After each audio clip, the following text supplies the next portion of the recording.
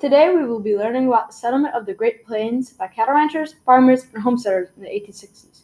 Cattle ranchers raised longhorn cattle because there were thousands of them in the Great Plains of Texas. The Longhorns came from Spanish America and settled in America. Ranchers didn't use Hereford cattle because the Longhorns transmitted a tick-carrying disease that killed the Hereford. Cattle ranchers had to make a profit out of their cattle, but Longhorns only sold for $3 to $4 per head in Texas because it was so abundant. In eastern markets, the cattle sold for about $40 a head, so the ranchers had to figure out a way to transport the cattle to the east. The ranchers had to drive the cattle in long drives to cow towns where railroad tracks passed. The ranchers sold their cattle in the cow towns, and the cattle was shipped to the east. The first cow town was in Sedalia, Missouri, where the Missouri Pacific Railroad went through. Other cow towns started popping up in places like Kansas to make the long drive shorter for the ranchers. Long drives started in the springtime when there was enough grass to feed the cattle, and they lasted through the summertime. One of the most popular long drive trails is the Kiss Home Trail. Cattle ranchers couldn't drive the cattle alone. They hired anyone who would work cheap, like cowboys, cowheads, Native Americans, and vaqueros. Vaqueros are Mexicans who were left in America after the southern part of America was incorporated into the USA. The vaqueros brought Spanish terms about ranching into the English language like rodeo, ranchero, lasso, and corral. These cowhands had to struggle through hardships during the cattle drives. Many of these came from stampedes, savage storms, and rustlers who tried to steal cattle. Also, cattle ranchers hated farmers, homesteaders, and shepherds because they took public grazing land from the ranchers.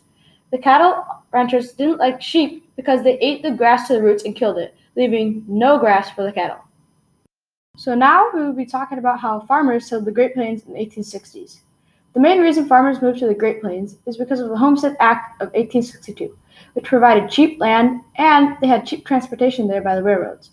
The Homestead Act of 1862 provided 160 acres to a person or family who had to pay $30 and live on the land for 50 years. Some of these farmers were known as exodusters, African Americans who traveled down the Mississippi River, went west, and settled in Kansas or Oklahoma. Many of the farmers ended up quitting because the crops wouldn't always grow every year due to extreme droughts, too much rain, hail, or heavy storm damage. Also, immigrants from Eastern Europe traveled to America for cheap land. Since the climate there was like the Great Plains, they brought new farming methods and brought a new type of wheat over, the red turkey strain of wheat, which was a fantastic producer in the Great Plains. Farmers also abandoned corn and beans for drought-resistant crops like wheat and sorghum. The farmers on the Great Plains were known as sodbusters. Sodbusters developed new strategy to keep their crops growing.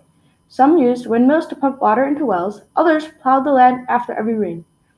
The land in the Great Plains was tough on wooden plows, and wooden plows would become very dull very fast. This is why John Deere invented the steel-tip plow. With this invention, farmers were able to plow land easier because the blades stayed sharper for longer. One of the largest movements of farmers and homesteaders into the Great Plains was the Oklahoma Land Rush of 1889. The Oklahoma Land Rush of 1889 gave free, unused land in Indian Territory, present-day Oklahoma, to homesteaders. 10,000 homesteaders lined up at the border of Indian Territory, and when the pistol was fired, they all rushed into the territory to stake out land. Some people didn't follow the laws, though. They illegally hid in Indian Territory before they were allowed to access the land. These people were known as Sooners. They staked out the most suitable land to homestead on. The best land was one that incorporated a river and was on a hill with good soil. About a year after the Oklahoma Land Rush of 1889, the government took a census and determined that almost all of the land was taken up in the Great Plains. The Oklahoma Land Rush of 1889 marked the end of the settlement of the Great Plains.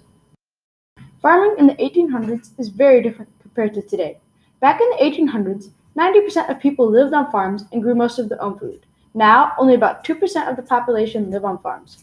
This shows that less farms are needed to support people around the world because of new technology. Tractors nowadays can pull many more acres than a horse and plow can in one day. Also, harvesting crops became much more easier because of combines. Today, some farms have huge sprinklers that can span for acres if the farm is in a dry climate.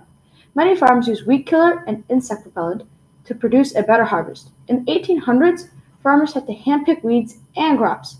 They also had to use a horse and plow to plow the ground, and none of them had huge sprinklers.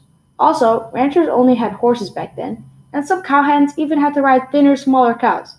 Today, cattle ranchers use trucks, ATVs, and UTVs to guide their cattle on drives. The end, and thank you very much.